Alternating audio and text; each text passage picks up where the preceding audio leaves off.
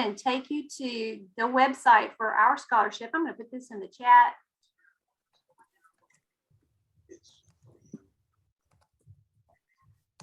You should be able to access it. It looks just like this. So just a couple quick things just to give you some context here. In the work that we're doing at the National Board, it's so funny when you do a lot of National Board stuff. They're like, oh, Dr. Rogan, he's the National Board guy. Or Melissa Shields, she's the National Board girl. I just need to say, National Board is a passion project. It's not really a duty assigned to me. It's something that was transformative for me as a classroom teacher, as a school and district leader, you know, hopefully as a state leader. And so I'm just having gone through the scholarship myself back in 1999. So you can do the math. It's been a minute.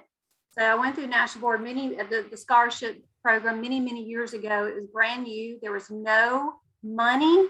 There was no stipend to become an NBCT. You just got a 4 letters after your name to say you did it. And it was when I was going through National Board, and the governor at the time was Governor Siegelman. It's been a minute. He was the governor at the time, and the legislature approved the additional $5,000 for NBCTs. So what I wanted to do is just to first see in the room, let me make it bigger so I can see you all. How many of you had begun the process or are familiar? Let me just start that. How many of you are familiar with the scholarship process? If you could just maybe put a thumbs up, that would be really helpful.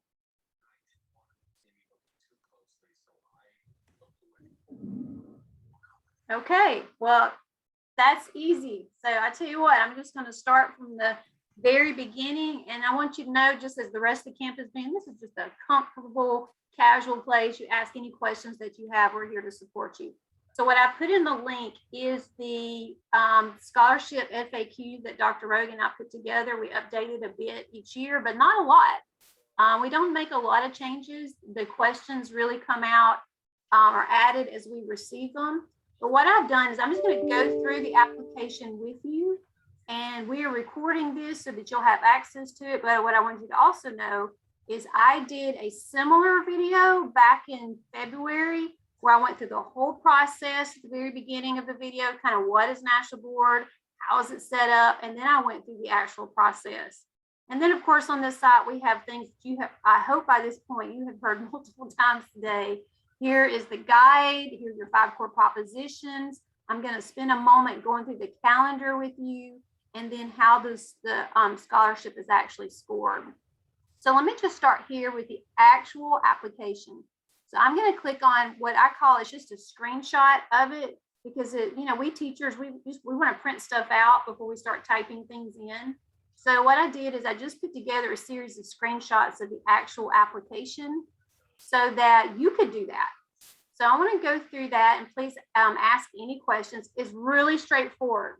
So back in the old days of the scholarship, we had to submit a VHS videotape, like for real, and submit that. And that was before we had 500 people applying for these scholarships. So we don't do the video piece anymore, but much of it we kept consistent. So when you go through the scholarship, there is, of course, a little form you got to fill out. This is my name. This is all that stuff's easy. So I'm going to kind of skip through all that. But in terms of writing, what we've tried to do is take the National Board process and make this as similar to that as possible. Just kind of taking it, breaking it down a little bit, trying to use the same language, the same expectations. So one of the first documents that scholarship applications have to put together is called a profile of teaching. And this is just when a teacher says, this is how I approach my classroom using those 5 core propositions. Now look closely, make this really big for you. So I'm an English teacher, so I'm gonna give you some English teacher advice here. Without getting too big. Use the 5 core propositions as points of discussion. Give specific examples from your classroom practice to illustrate each proposition. Write in first person. Keep in mind that this piece of writing should capture the life and heart of your classroom. This is not your master's, you know, all the APA stuff you did, and you're trying to sound super smart. That's not this, and neither is National Board. This is writing from your heart so that we can get a better lens into your classroom. But these are just 2 pages, single space. So this is what I recommend folks do. You got these 5 core propositions right here. Teachers are committed to students and their learning. They know the subjects they teach and how to teach them. They are responsible for managing, monitoring student learning. I know you've heard these now for 2 days. What I recommend for scholarship applicants is perhaps use each of those as kind of your topic sentence. So to begin each paragraph with, teachers are members of are committed to students and their learning. And this is how. This is what I do. And really talking about yourself as yourself. I don't know what happens to us about writing in first person as teachers, but please don't refer to yourself in your scholarship application or in your portfolio as the teacher walked in front of the room and checked on Johnny. When you're talking about yourself, say I, you know, speak of the work that you're doing. So that is 2 pages of the 5 core propositions, really setting up your profile and telling us a little bit about yourself. The second one is just the context of your school. Like, I teach at a Title I school. Here's the demographics. We're really proud last year because we were a blue ribbon school, or my school was identified as a failing or an ATSI school because of special ed academic gaps. There is really no format other than to say, I want you to know about my school and my community and specific challenges, barriers, points of pride that I'm really proud about. Document 3 is you go through asking 2 asking 2 folks to give you letters of recommendation. This can be, we do ask that one of them be a current or previous administrator. That could be an assistant principal, it could be a superintendent, it could be a previous principal. The other one can be a student. Dr. Rogan, we've seen everything. We've seen former students, teachers. Parent, a student, or a teacher, a student. I love the parent ones. I love the student ones, but that's just a judgment call for you. And the last one is kind of like what is similar to component 4. I mean, it's just it's kind of a Cliff Note version. But we just got to get a list of like, okay, so these are the things I'm active in. I'm a cheerleader coach.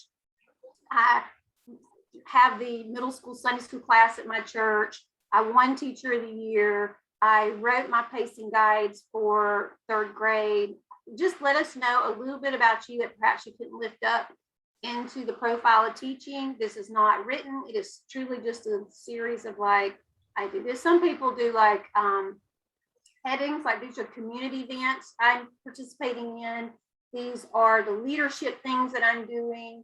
These are the instructional things that I've done. These are the awards I've won, but it's just a 1-page list. So you've learned these last couple of days of all this stuff you have to do for National Board. What we were trying to think with this is how could you use some of the language you're putting into your scholarship to be kind of starters for what you might want to reveal in your components. And I'm looking for chat here. So I want to go through the actual document so you can see it.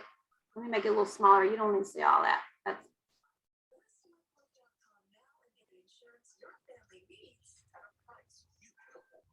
I should add, if we have any counselors in the room, you do have to have 3 years of teaching or counseling experience, but that can be your 3rd year.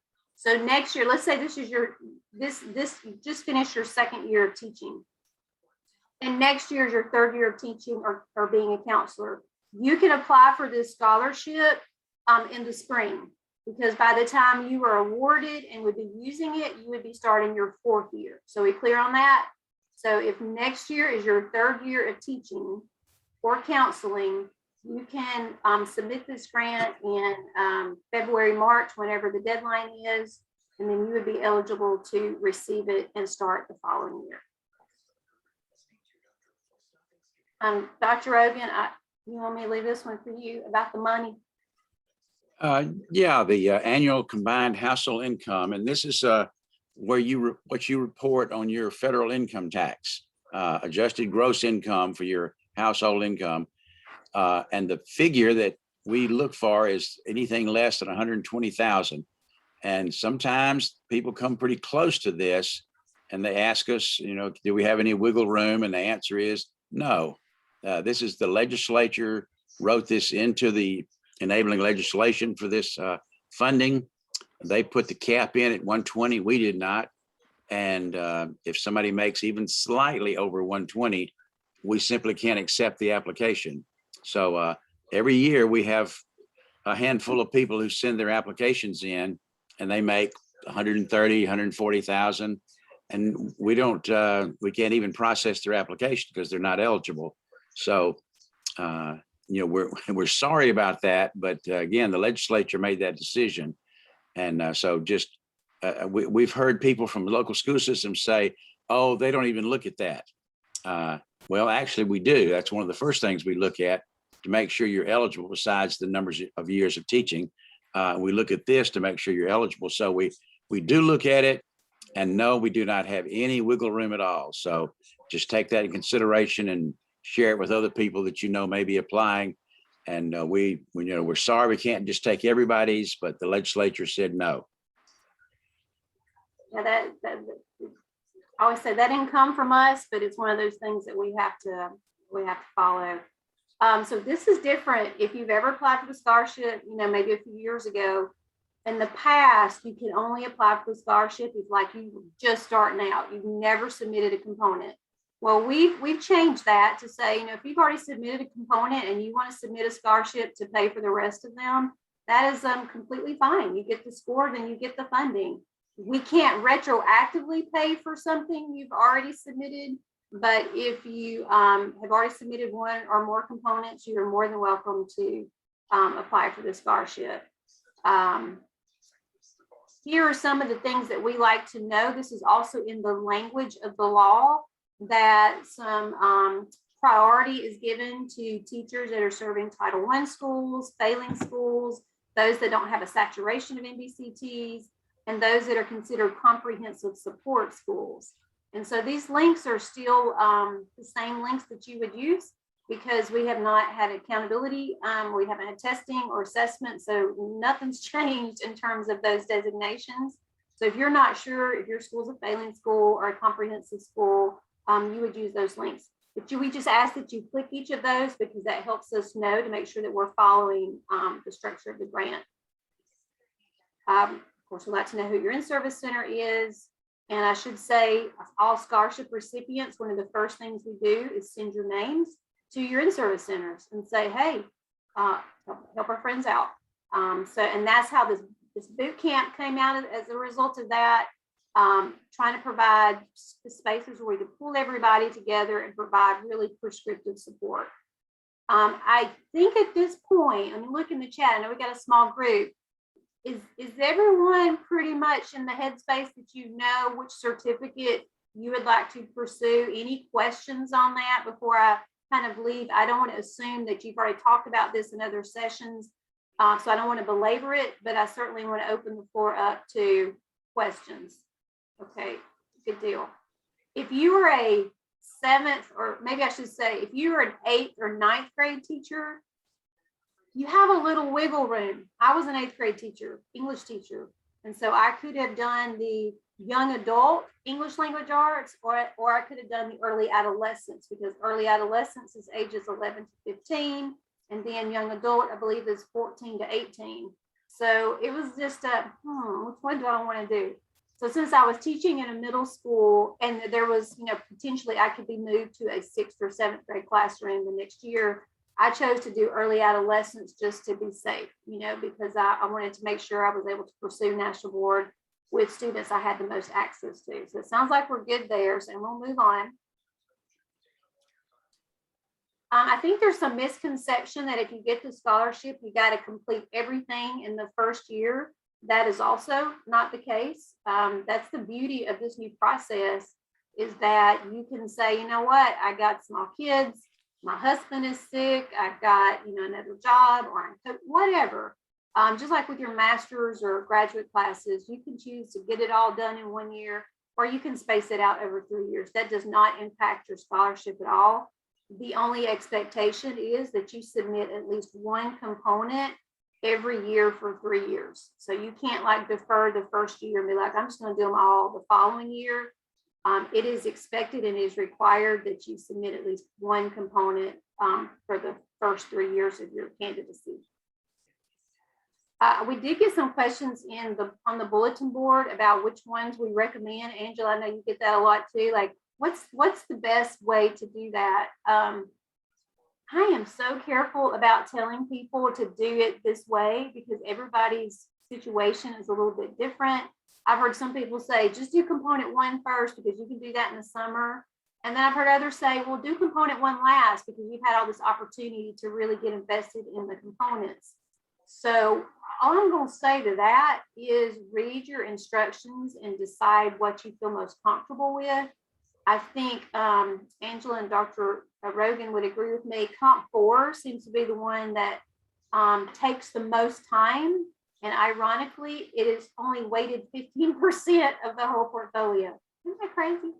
And component 1, which is the assessment you take in the summer, is weighted, what is it, like 60%? I know it's really heavy. I'm trying to think, 40, I think it's 40%. So just to give you some context, I'm sure you've heard that in the other sessions. For you to be eligible, because it hurts my heart when someone has written a beautiful application and then we're like, she's a first-year teacher, so we can't give it to her. You have to teach full-time in a public school. That does include charter schools. I know we've got several charters operating now. You have to have 3 years of teaching or counseling experience. You got to promise us you're going to hang out in Alabama for the next 3 years, but you're not going anywhere. And that you will complete the whole portfolio. That means all 4 components. The only thing that the department does not pay for is this $75 registration, which is the bane of my existence. How about you, Dr. Rogan? It's like we get all kinds of questions about when can we register? Do we do it now? And some of you may have already looked into this. We'll be having this conversation with our scholarship recipients in a moment. You don't have to pay that $75 until like, Angela, what, January, February? There is not a rush. Don't feel like, okay, I want to do this right away. The $75 is part of you saying I'm committed to actually doing it, and then you start paying for your components, or if you get the scholarship, we pay for you. But there's no rush to pay the $75. We will start nudging you that it's time to do that. National Board will nudge you, so do not stress about going in and putting in that payment anytime soon. So I hope some of you went to Brandy Caldwell's session about technology, about putting multiple documents together. We asked for the same. So at the very beginning, I said that you are submitting 4 documents. We need them as one PDF. So for example, your teaching profile, which is the 2 pages, single space, where you're discussing those 5 core propositions in relation to your classroom. Another 1-pager talking about your school context, another 2 pages of letters of recommendation, and then the 4th thing, just your list of like professional accomplishments. So we're looking at 2, 3, 4, 5, 6 pages in one PDF document. So if you don't know how to do that, it's a good opportunity to learn because you won't have to in National Board. There's all sorts of really great tools. Some folks just screenshot and put it on a Word document and save it as a PDF. We don't care about all that as long as it's really easy for us to pull up as a PDF. Dr. Shields, I wanted to go back a little bit where you talked about which components do you want to submit. One of the things that's happened this year a lot, so hopefully it will not be an issue next year, but this year, I guess because of COVID primarily, we've had a number of people write us about this time of year saying, well, with so much going on and with COVID and all this, and I just decided not to submit a component this year. Is that okay? And it's not okay. They have to submit a component at least one component that first year. That's required. And, you know, I'm sure there are a lot of extenuating circumstances, but we don't have a lot of authority to go beyond that. It simply says you have to submit a component. And when people write us this time of year, they got to say they got a scholarship last year. Then now they're writing us and saying, gee, I never got around to submitting a component. Is that okay? And no, it's not okay. It actually voids their scholarship. So that's something to be very conscious of. Know that you do have to submit at least one component that first year. That's right. That's right. One of the things we're really excited about too, for a few years, I don't know, I'm not exactly sure what transitioned that, but a few years back, the scholarship started being offered in the fall. So teachers would find out about it in August or September and, you know, maybe submit in October. And then teachers didn't find out they got the scholarship until what was it, November, mid-November, right before Thanksgiving. So because of that, teachers were just, they pretty much lost a whole semester. So we were really excited a couple of years ago when we put the scholarship cycle back into the spring.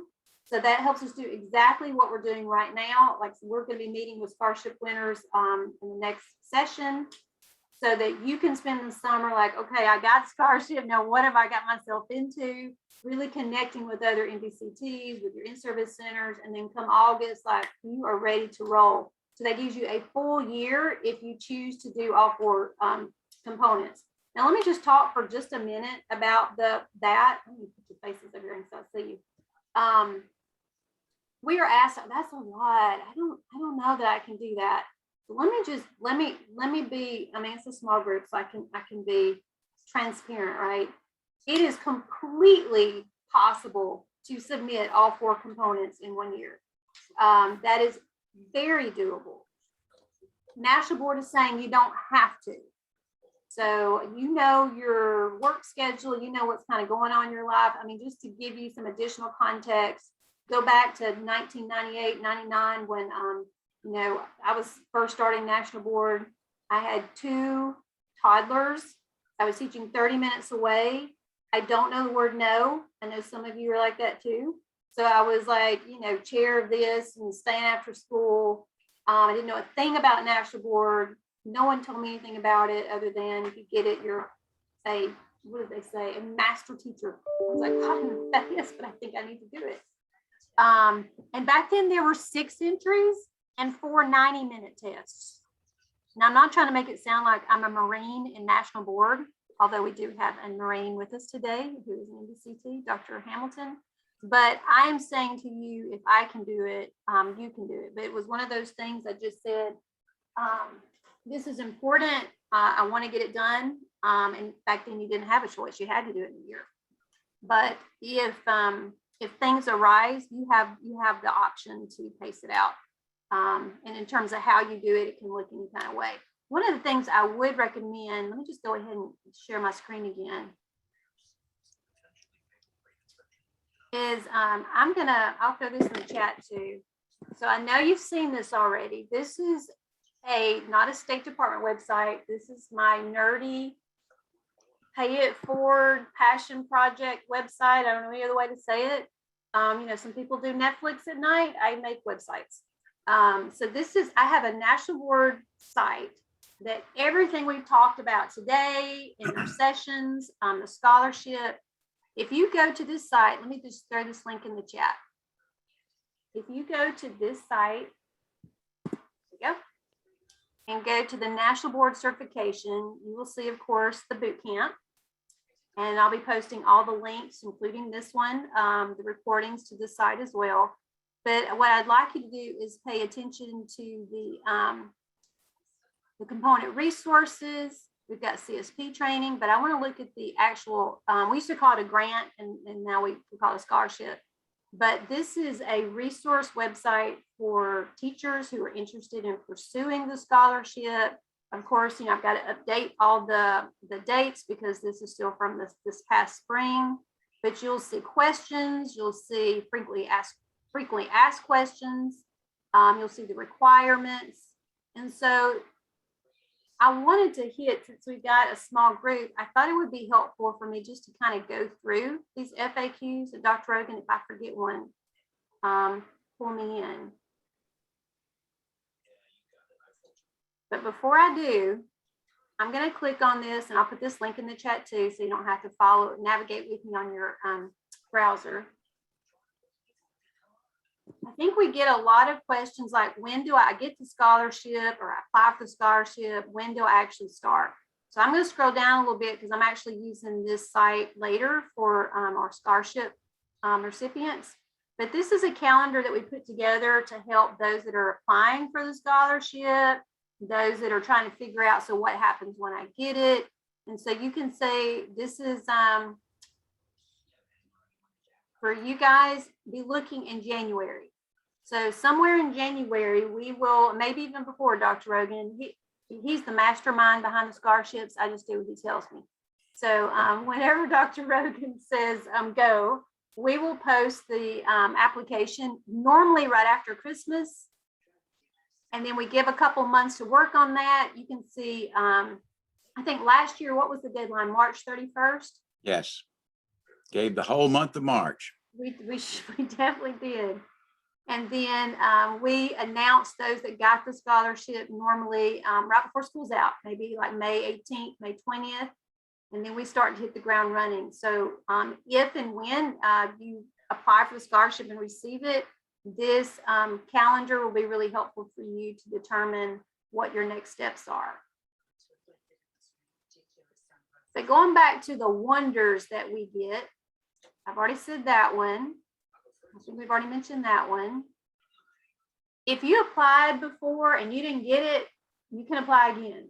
So that's not a problem. If you applied in the past, we don't, what does National Board call it? We don't bank scores, but you can certainly reapply the following year or several years later. I think you've mentioned that.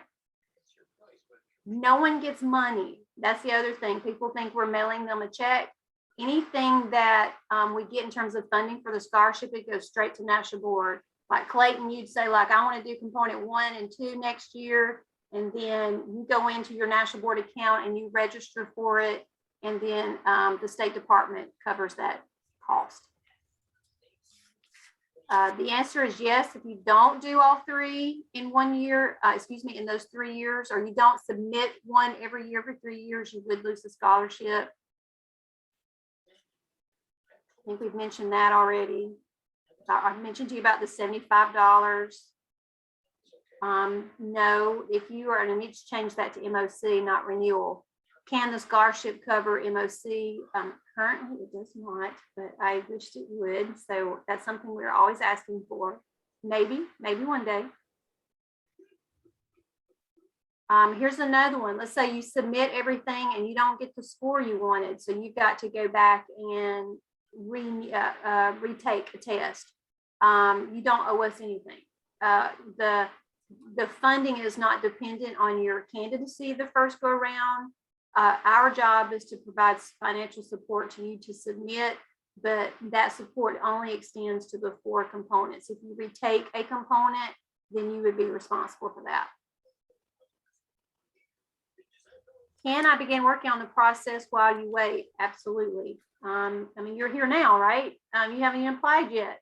So you can certainly be looking through the process, maybe even gathering lesson ideas while you're waiting on the scholarship notifications. Just differentiate between working on and submitting. That is very true. Yes. You can work on it, but don't submit until we have finished the whole process. Otherwise, you'll end up paying for that component. And can you tell we send a couple emails? So we are all over this. Like we will not just send you out and say, have at it. We will be nudging you. This is a time to do X, Y, or Z. I wish someone had, done that for me and I think this is in the early days of email, but it was very confusing for me as a candidate and a scholarship winner to figure out how to navigate everything. So we'll certainly be nudging you as you get to that point. Dr. Rogan and I have absolutely nothing to do with who gets the scholarship. We certainly provide an opportunity to pull the best of the best teachers from around the state together. We've done this virtually now for 2 years because we had to, and then we kind of liked it. I guess we probably stick with that now. Yeah. But in the past, we brought people all together in Birmingham, all NBCTs. We calibrate a bit on what does it look like to score. And these teachers are coming from all over. No one scores anybody in their own region. We make this as anonymous as we can possibly make it. We will not leave anybody hanging. Yes, you would find out if you made it, if you got scholarship or not. And of course, we'll be changing these dates for next year. Yeah, we are so fancy. We let you know by email and by mail.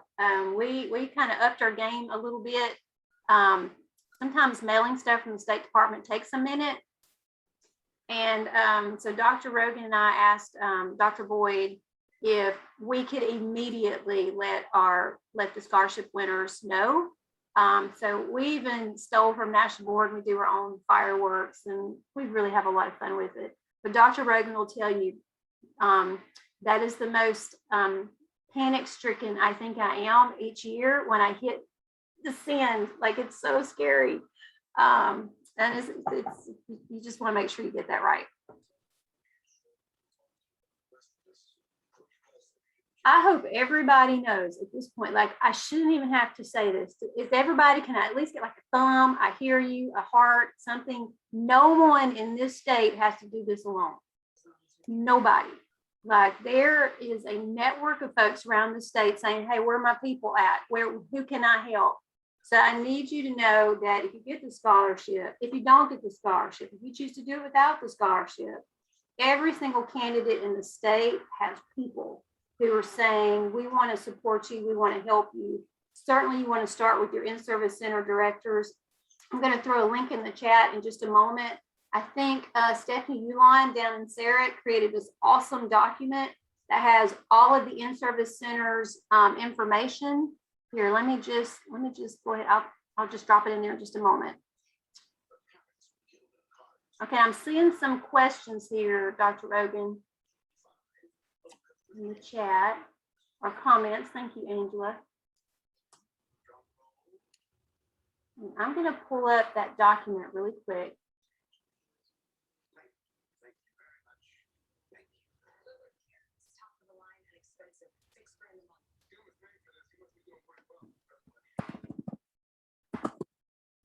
So please put this in your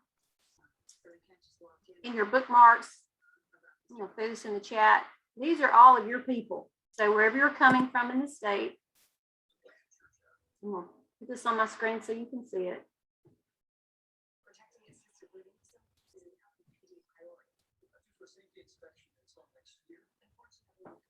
This is a list of all 11 in-service centers, the contact information, and the current National Board supports that they are offering in their area. This is forever changing because we're adapting and trying to decide if we want to go back face-to-face or we're going to continue to do things virtually. So if we've had several folks reach out, like I had one something on the bulletin board yesterday, when will you assign me a mentor? But that does not happen like that. You have to contact the in-service center. If they don't contact you first, because many times we give them information, these people attended the boot camp or these people got the scholarship. But if you want to connect with your in-service center and get into a cohort or a PLC for accomplished teaching, these are your people. And you can see some of the directors have already started putting dates with links and contact information.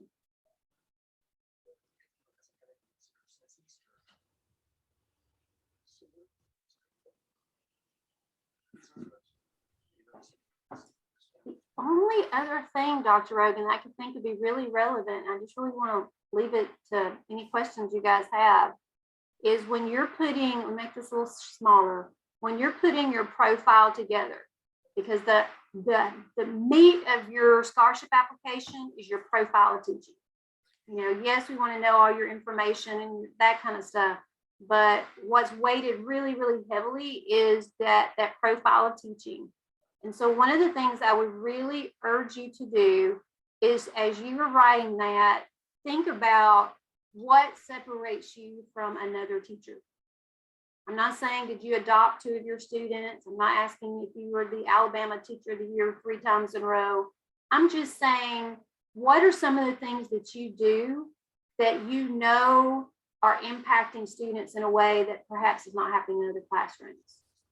Speaking very from the heart, y'all had exclamation points in my scholarship application. I really wanted to say, kind of share these aha moments. And it's really helpful for us when we're reading those profiles of teaching, that I can hear, you know, Clayton, I can hear Angela, I can hear Conchita, I hear what's happening in your classroom. Like, I want my kid in your class. Thinking about it through the lens of, let me tell you my teaching story, not so much, let me tell you what programs I use and how good I am at using Google Docs. It's more about what is the work that you're doing and how does that impact student learning. Since I mentioned the matrix, the scoring matrix, I'll just go ahead and share that real quick. This is the actual rubric that the scorers use for each of the scholarship applications. And so you can see how each one of those 5 core propositions are scored separately within the profile of teaching.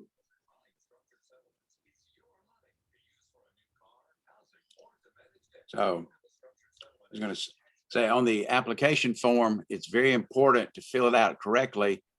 And when it asks about your school, your status, do you have 5 or more national board teachers, or your Title I and so forth, because those things count as points on your scoring matrix.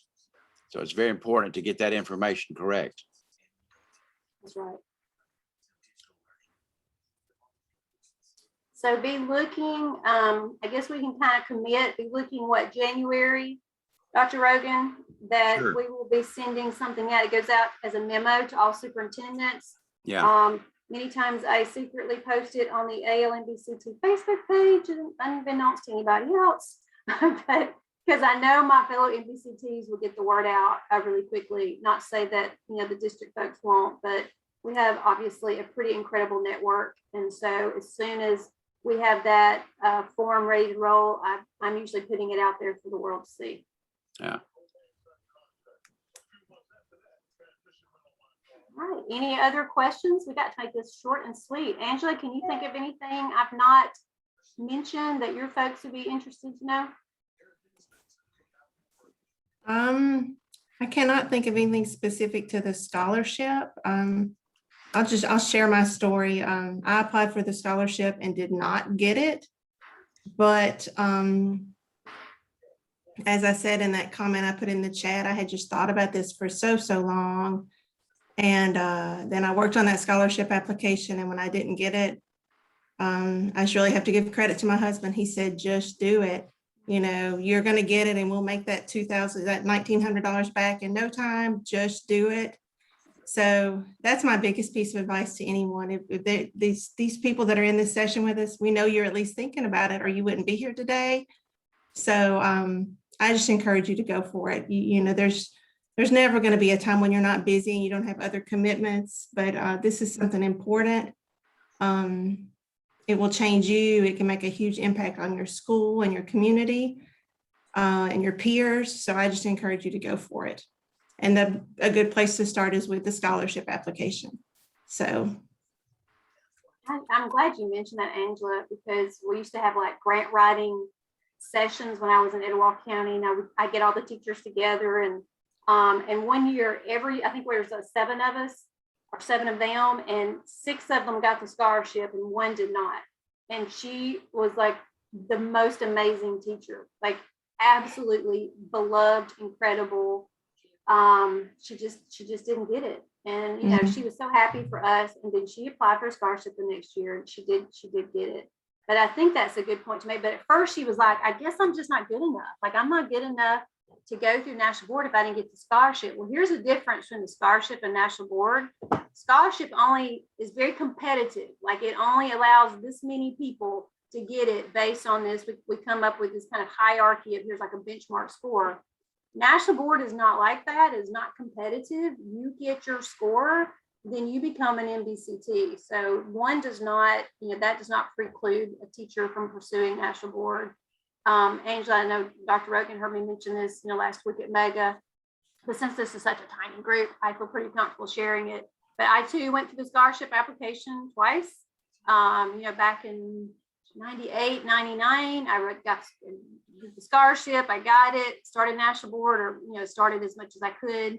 And then maybe 2 or 3 weeks after I got the scholarship, I found out I had just a devastating health diagnosis. So I, called national board, like, I got cancer, call the State Department, like, can I put a pin in this for another year? And they were very nice, but they said no. And so I had to do it all over again the next year. So yeah. So when I talk about the scholarship, I got up close and personal with it for a couple of years. And maybe that's why I think there's something so wonderful about coming full circle for me to be working with this program at the state level, remembering what it was like as a classroom teacher and how much it meant to me. Mm-hmm. Clayton asked a really good question about other scholarships. Yes. Yeah. So there are other scholarships available for people pursuing national board. Of course, local districts offer different, maybe their foundations offer scholarships, or they may call it something else. The Committee of 100 up in Huntsville is doing just amazing things. I know some in Gulf Shores, they're doing great things. But here's another interesting piece of information. When you go into national board, and I would encourage you today, if you haven't already, go on into NBPTS, create an account. You're not committing to anything. You're just saying, I'm in, I'm interested. I don't know when I'm starting, but I want to be on your distribution list. So you go to national board, you create an account today, tomorrow, whenever. And when you actually, when you start like putting in your information, it'll say, are you okay? I forget what they call it. Are you okay with sharing your information with third-party people? And, we're trained in our brain to say no, because I don't want unsolicited email. But what we've learned is click that button, because there are institutions and agencies that are looking for, I want to scholarship science teachers teaching in urban schools in this particular state. I can't tell you how many times that we meet monthly with UAB. We meet every second Tuesday. And we would have folks come in to the sessions, and they'd be like, Dr. Rogan or Dr. whatever you did, thank you. I went to my national board account today, and someone had paid for one of my components. And I love how they gave us credit for that, but we didn't have anything to do with it. That's because they put their information out there. It's kind of like if you've had children that have gone through those open scholarship applications, you're like, this is who I am. National board does that as well. Anything else? Giselle,